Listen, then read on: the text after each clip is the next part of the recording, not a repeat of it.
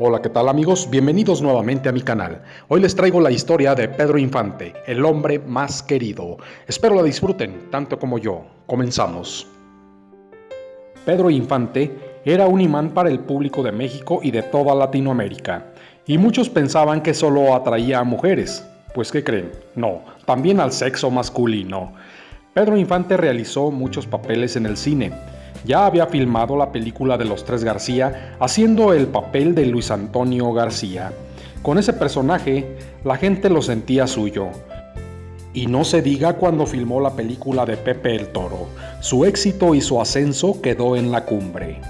Pedro Infante, película que realizara misma que pegaba al igual que sus canciones. Cualquier tema sería todo un éxito.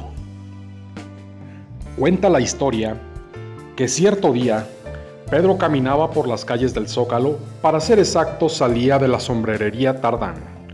Iba con Antonio Matuc, cuando de repente le dice a Antonio: «Oye, mano, como que escucho voces muy cerquitas, ¿tú no?». En eso, voltea a Antonio y de reojo ve un grupo de jovencitas atrás de ellos.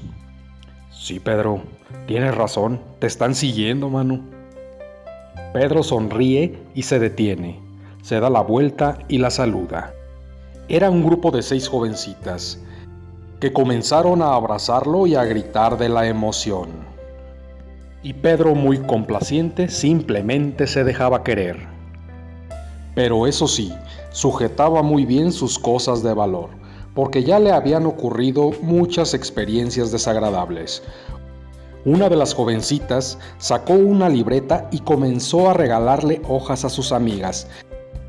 Pero de repente ya no eran solo las jovencitas, sino también señoras y señores que al ver el alboroto querían un autógrafo de Pedrito.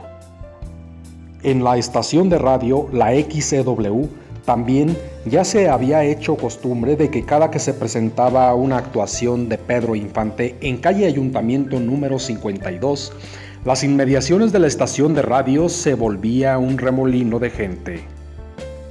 El tráfico se detenía, la gente abarrotaba toda la calle para poder saludar a Pedrito. Pero lo difícil también era poderlo sacar de la XCW, ya que recordemos que el único acceso es una puerta muy angosta, y ésta se encontraba abarrotada de gente. En otra ocasión, no logró entrar al programa donde estaba invitado por el tumulto de gente que lo esperaba. Y otras ocasiones, sus fans lo tiraron varias veces. Y en otra, pareciera sacada de una película. Gracias a un tranvía que iba pasando en ese momento, logró colgarse de él y salió huyendo. Pero aunque se llevara jaloneos, le reventaran los botones de sus camisas o chamarras, le robaran su sombrero, lo bolsearan y hasta robaran sus joyas, Pedro Infante nunca dejó de corresponderle a su público. Aunque de repente dice que ya le daba miedo, que ya no sabía ni qué, pero como él decía, siempre se la jugaba. A pesar de todo, y a través de la distancia del tiempo, Pedro nunca estuvo en el abandono como ocurriera con otros artistas.